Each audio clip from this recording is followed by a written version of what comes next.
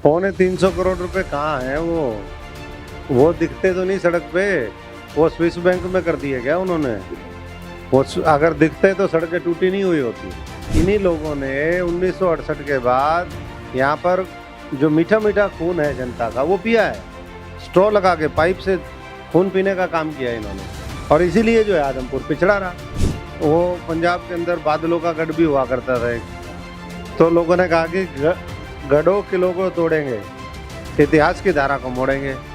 और इतिहास जो है पंजाब हो दिल्ली हो, दोनों में लोगों ने बदलने का काम किया। चुनावी बिगुल बज चुका है और इस वक्त हम आदमपुर विधानसभा में मौजूद हैं और यहाँ पर उपचुनाव की तैयारियां जोरों शोरों पर हैं। और बात की जाए, इस वक्त हमारे साथ डॉक्टर अशोक तंवर जी मौजूद हैं। जिस तरह से रैलियों पर रैलियां निकाले जा रहे हैं और डोर टू डोर कैंपेन भी चल रहा है, लेकिन क्या कोई संभावना कल यहाँ पर केजरीवाल जी के आने की है? तो इन पर बात करेंगे और जानेंगे कि चुनाव कैसा है। जी, सबसे पहले आपका स्वागत है न्यूज़ 5। धन्यवाद, आपका भी स्वागत है आदमपुर और हरियाणा की धरती पे। तंवर जी, ये जानना चाहेंगे, जिस तरह से डोर टू डोर कैंपेन चल रहा है और रैलियां बार बार निकाली जा रही हैं आपकी, तो क्या संदेश लेकर आप हैं आदमपुर? हम एक ही संदेश लेकर के जा रहे हैं कि लुटेरों से अगर बचना है, हर देश को बचाना है, एक रख करके शोषण की व्यवस्था को खत्म करना है, तो एक ही विकल्प है, वो है आम आदमी पार्टी, जो गंदगी के ऊपर झाड़ू लगाती है और जो खून के अंदर कई कई पीढ़ियों का भ्रष्टाचार घुसा हुआ है उसका पक्का इलाज करती है। क्योंकि जब तक भ्रष्टाचार रहेगा, ना अच्छी शिक्षा होगी, ना अच्छी चिकित्सा होगी, ना विकास होगा, ना रोजगार मिलेगा। और ये लोग जो है जब चुनाव आएंगे तो जाति धर्म के नाम पर लोगों को बांट देंगे। तो बांटने वालों के खिलाफ जोड़ने वालों की लड़ाई है। तो मैं समझता हूँ कि आदमपुर बांटने वालों के खिलाफ जोड़ने वालों की लड़ाई है, लेकिन क्या आप ये भी जानते हैं कि ये एक 54 साल पुराना भजन लाल जी का गढ़ है? इस बारे में क्या कहेंगे? इनका तो 54 साल पुराना है।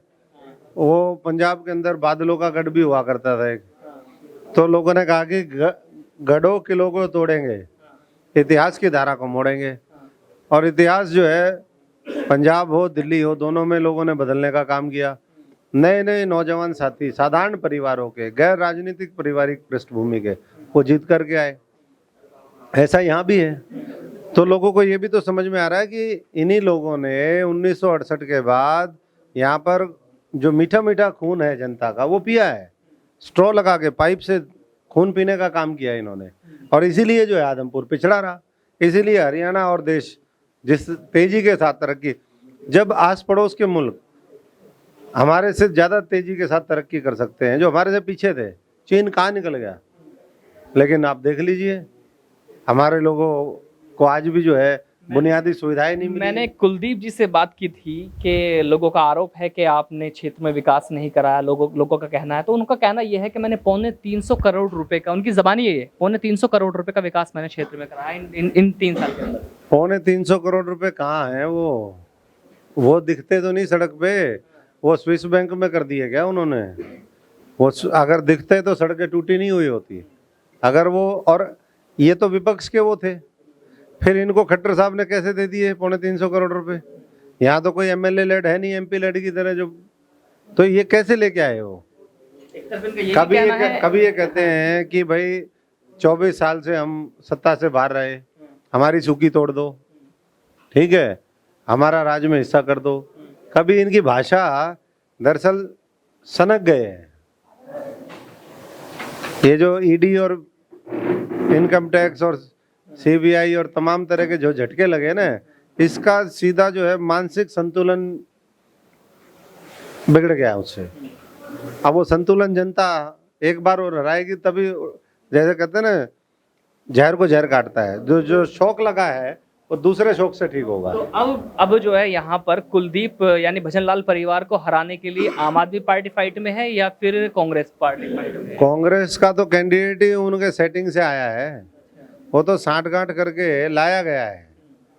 यही लोग हैं जिन्होंने 6 साल पहले राज्यसभा चुनाव में पेन बदलने का काम किया था।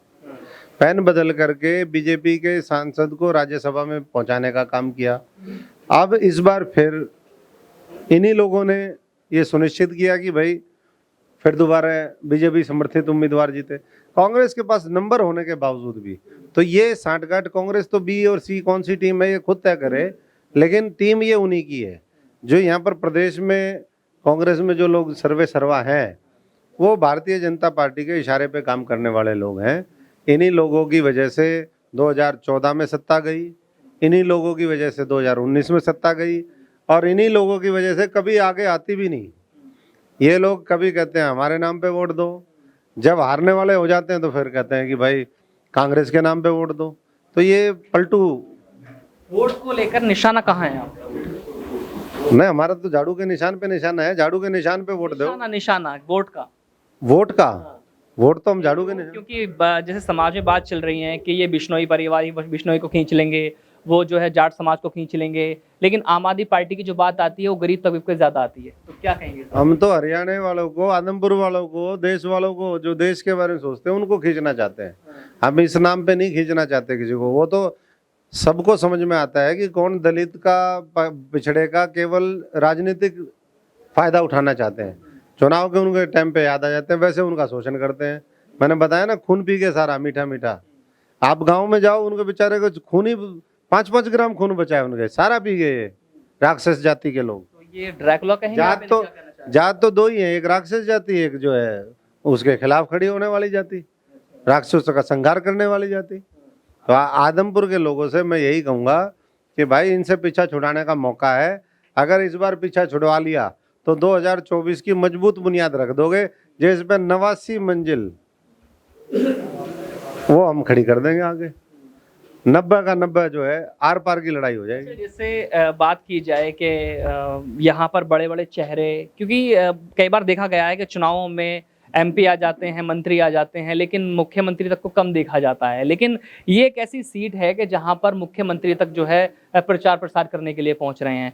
तो आप क्या कहना चाहेंगे कि क्या कोई बड़ा चेहरा भी आपके बीच यहाँ पहुँचने वाला है आदमपुर? हमारे तो आम आदमी पार्टी के जो मुखिया हैं केजरीवाल जी, आम आदमी है, वो साधारण परिवार से हैं, साधारण बात करते हैं और साधारण तरीके से देश को आगे बढ़ाना चाहते हैं।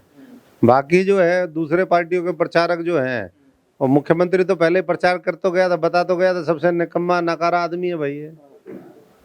जो पहले विधायक था उसके बारे में बताया, अब बार बार क्या बताना, जब जनता को पता है कि भाई निकम्मा नकारा है और डर के मारे जो है बीजेपी में चला गया, तो उसके बारे में अभी उनको आने की जरूरत भी नहीं है। वैसे तो आएगा तो गलत करेगा। तो क्या कहना चाहेंगे आप अपने क्षेत्र की जनता से? हम यही कहेंगे कि भाइयों, साथियों, मेरी बुजुर्गों, मातृशक्ति, परिवर्तन का समय है और परिवर्तन की जो आंधी चली है देश में, नए विकल्प के ऊपर जो विश्वास जमना शुरू हुआ है, आप भी आदमपुर वाले भी एक बार झाड़ू उठाओ और झाड़ू उठा करके इस सारी गंदगी को साफ कर दो, और उस सफाई में जो है हम सब उनके साथ हैं। जैसा आपने देखा कि अब झाड़ू चलाने की बारी आ गई है आदमपुर विधानसभा में, और किस तरह की ये झाड़ू है ये तो आप देख ही चुके हैं, क्योंकि दिल्ली और पंजाब के विकास को लेकर के जो बातें कही जाती हैं कहीं ना कहीं वो सच होती नजर आती हैं। लेकिन आदमपुर विधानसभा का जो इलेक्शन है कहीं ना कहीं ये झाड़ू पर भी निर्भर करता है। जैसे हमारी तंवर जी से बात हुई है, तो मेरे साथ बने रहिए। मैं चौधरी अफसर हमारे सहयोगी के साथ आदमपुर